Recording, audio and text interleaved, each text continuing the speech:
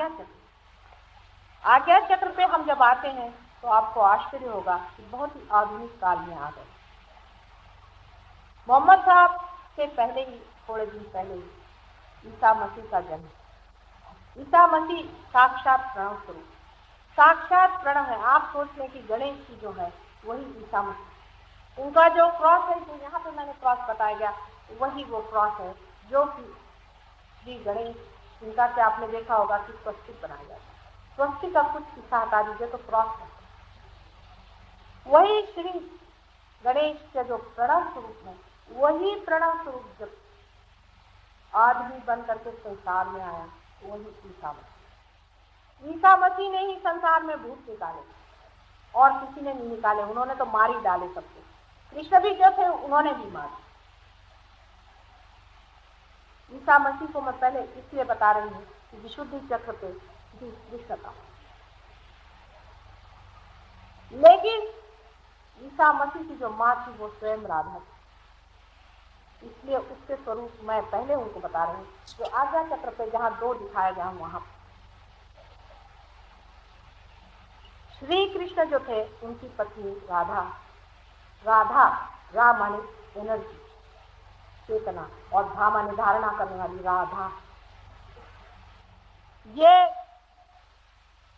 विशुद्धि चक्र पे कार्य करती है। और यहाँ पर भी आप डॉक्टरों से पूछे तो 16 सब प्लेक्सस है हमारे सर्वाइकल प्लेक्सस में, उनके भी 16 कलाएं, वो संपूर्ण, लेकिन संपूर्ण होने पर भी कार्य उतना पूरा इसलिए नहीं हो पाया कि सारा जीवन इन दुष्टों से लड़ते लड़ते खत्म हो। इतने महादुष्ट उन दिनों में थे कि व्यर्थ हो गया उनका सारा। हालांकि सारा जो कुछ भी लीला का वर्णन है ये सहज योग, ये सहज योग है। आपको आश्चर्य होगा कि उनका मटकी का फोड़ना और पेट में सब लोगों को बंधवा लेना, राधा जी की मटकी का फोड़ना, इस सब में सहज, क्योंकि वो वाइब्रेटेड पानी जमुना से ले जा रही थी। उनके पांव जमुना जी में पड़े रहते थे, जमुना जी का पानी वाइब्रेट होता था, उसे उठा के ले जाती थी। तो वो चाहते थे कि पानी वहाँ गली में पड़ जाए, रास्तों में पड़ जाए, उसकी मटकी वो तोड़। क्या राधा जी इस बात को जानती नहीं? पूरी तरह से जानती। लेकिन उस वक्त इस तरह से अगर हॉल होते और लोगों से बात की जाती कि भाई तुम लोग ध्यान में जाओ, लोग कहते क्या पागल हो गए, हम तो घर गृहस्थी के आदमी, हम कहाँ ध्यान में जाए। असल में सहज योग घर गृहस्थी के ही आदमियों में हो सकता है, इन सन्यासियों में और इनमें नहीं होता। इसीलिए श्री कृष्ण ने सहज योग की प्रयोग के लिए साधारण गोपियां, साधारण तरह के रहने वाले लोगों को ही चुना। आप नहीं जानते हैं कि जो लोग सोचते हैं कि बड़े सन्यासी और तपस्वी और फलाने और ढिकाने हो सकते हैं, हो जाए, उनसे किसी का तारण नहीं हो सकता, किसी का सैल्वेशन नहीं हो सकता। हाँ, ये जरूर है कि एक बड़ा भारी योगी, बड़ा भारी तपस्वी हो गया तो वो किसी को अगर भस्म करना चाहे तो भस्म कर सकता, किसी को आंख खोले तो भस्म हो गए। आपने भगीरथ प्रयत्न को पढ़ा है कि भगीरथ प्रयत्न में बताया गया बेचारे उस भगीरथ के बाप दादाओं को उससे भस्म कर। ये भी कोई बड़ी भारी चीज है कि जिसको देखो उसको आप भस्म किए दे रहे।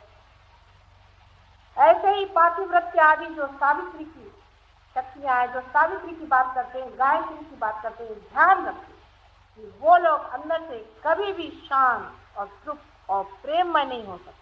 हाँ, वो तेजस्वी हो सकते हैं, प्रखर हो सकते हैं, क्योंकि चंद्र नारी जिसको मैंने यहाँ दिखा इस साइड में, उस पर विचार, उस तेजस्विता को पाकर करना भी क्या है। आज उसको भस्म किया, कल फिर वो अपने को भस्म करेगा।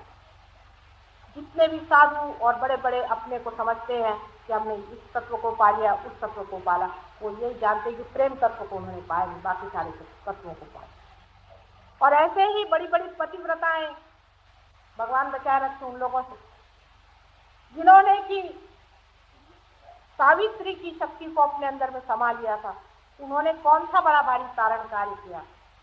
मेरे कृष्ण को तब तो उन्होंने शाप देकर के खत्म, जिन्होंने पहचाना ऐसी पतिव्रताएं किस काम, बहुत ही सेल्फिश है सारी बात। इसमें कोई ऐसी बात नहीं जो सारे समाज के लिए, सारे संसार के लिए करुणामय। विचार करें आप। इसलिए जो जो लोग पीड़ा नाड़ी पर काम करते हैं वो भी वही हैं, और जो पिंगला नाड़ी, जो कि दूसरी नाड़ी बताई गई उस पर काम करते हैं, वो भी वही। यानी जो बहुत एब्स्टिनेंस करते हैं, माने संन्यास लो, ये लो, वो लो, ये लोग भी वही हैं। और जो लोग ये कहते हैं नहीं ये भी खाओ, वो भी खाओ, मद्य खाओ, पियो, वो भी वही। इधर वो भूत योनि लाते और इधर ये तेजस्वी योनि लाते। दोनों से देश का, आपके विश्व का कुछ भी संकट दूर नहीं हो सकता, न ही इसमें प्रेमस्ती की आ सकती है, न ही हमारे अंदर तारण करने वाला जरूरी था। इसीलिए वहां पर शिल्प की स्थापना हुई, जो राधा जी का। आपको आश्चर्य होगा कि मेरी स्वयं राधा, वो भी कारण, वो भी एक बड़ा भारी कारण। सीता जी जो कि राम की पत्नी विवाहिता, उसके साथ समाज ने जो अन्याय किया, उसको घर से निकाल करके उसे दूषित और कलंकित करके जब किया, तब ये बड़े बड़े तेजस्वी लोग क्यों आंख बंद करके बैठे? इन लोगों ने तब क्यों नहीं कहा कि हमारी ये मां, इसे तुम घर से निकाल रहे हो, जिसने अग्नि परीक्षा दी है? तब इनके मुंह क्यों बंद हो गए थे? इनकी तेजस्विता कहाँ गई थी और इनकी अकल कहाँ मारी गई थी? बड़े बड़े उस वक्त में एक से एक लोग थे, किसी ने कोई बात तक नहीं कही। उनके ही अकल देने के लिए राधा जी ने कृष्ण से लौकिक विवाह नहीं किया, तो भी सारा संसार कृष्ण का नाम राधा कृष्ण से ही जाता, लेकिन उसे विवाह का बंधन, लौकिक विवाह का भी बंधन बहुत मान्य था, और इसी कारण उसके बच्चा नहीं हुआ। किंतु उसके अगले जन्म में जब वो मेरी बन के आई, तब उसके लड़के ने 4 चांद लगाए उसे, जो कि स्त्री कुमारी दशा में, कोई कठिन काम नहीं है कुमारी दशा में बच्चा पैदा करना। अगर आप रियलाइज हो और आप उस दशा में हैं, जैसे मैं आज सहस्रार से हजारों बच्चे पैदा करूंगी, क्या मुश्किल है? अगर कोई चाहे तो अपने वूम्ब से भी ऐसा बच्चा पैदा करे, अपने गर्भ से भी ऐसा बच्चा पैदा करे, कोई ऐसी कठिन ही बात नहीं। लेकिन उन्होंने ये करके दिखाया, और आज हालांकि इसका वो दुनिया की दृष्टि से, लौकिक दृष्टि से तो लेजिटिमेट चाहता, लेकिन आज दुनिया से आगे मेरी एक बड़ी भारी महासती माँ, उसको लोग डिवाइन मदर कहते। ये उसके बच्चे का काम। ऐसा बच्चा परमात्मा करे सकते नहीं, लेकिन उसको भी किसने छोड़ा? उसकी भी जान खाली। 34 साल की उम्र में सबने उसको मार डाला। इसी समाज ने, जो आज बड़े अपने को हिंदू, मुसलमान और फलाने कहते हैं, उस वक्त वो किसी रूप में और ये जो बड़े समाज के ठेकेदार हैं, इन्हीं लोगों ने उनको मारा। कोई सब किसी की जू नहीं देंगे। किसी को ये नहीं लगा इतना बड़ा महान आत्मा इस संसार से विदा ले रहा है, इतनी छोटी सी उम्र में असहाय इस संसार से उन्हें जाना। आज हजारों उनके नाम पर इन लोगों ने धर्म वर्म बनाए, उसका क्या? धर्म तो कुछ बन ही नहीं पाता। कहाँ वो और कहाँ उनसे बनाए हुए। उन्होंने एक ही चीज पर बहुत जोर दिया था कि हमारे अंदर जो विनाशी शक्तियां हैं, जो नेगेटिव फोर्सेस हैं, जिसको कि वो शैतान कहते थे, जिसको कि वो भूत कहते थे, स्पिरिट कहते थे, उनको वो निकालते थे। और आज सारा क्रिश्चियन किंगडम जो है वो स्पिरिट से ही काम करता है।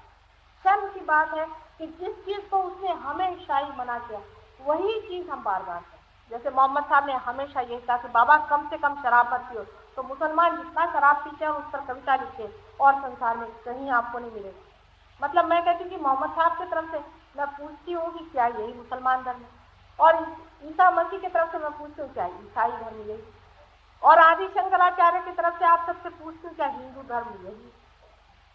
कि जो मिथ्या पे ही आप बैठे हैं और सारे जग को मिथ्या बताने वाले आदि शंकराचार्य को भी ठिकाने लगा रहे। इस आज्ञा चक्र पे उनका वास, हमारे यहाँ जो लोग आज्ञा चक्र तोड़ते हैं और आज्ञा चक्र पे जिनको जो आदमी पागल होता है, जिनको साइकोसोमैटिक ट्रबल होते हैं, जिनको कि लोग कहते हैं कि उनको कुछ साइकोलॉजिकल ट्रबल है। हमारे एक साइकोलॉजिस्ट भी है, वो भी बहुत बड़े आदमी हैं, वो भी इस पर काम कर रहे हैं। वो भी ईसा मसीह का नाम लेने से ही भूत भाग, सबके भूत भगाने के लिए एक उनका नाम काफी है। लेकिन हम तो किसी का भी नाम कहीं पे भी रखते रहते, उसकी जगह तो जाननी चाहिए, उसकी वजह तो जाननी चाहिए, उसका एप्लीकेशन तो मालूम चाहिए। ये सभी कुछ मैं बताना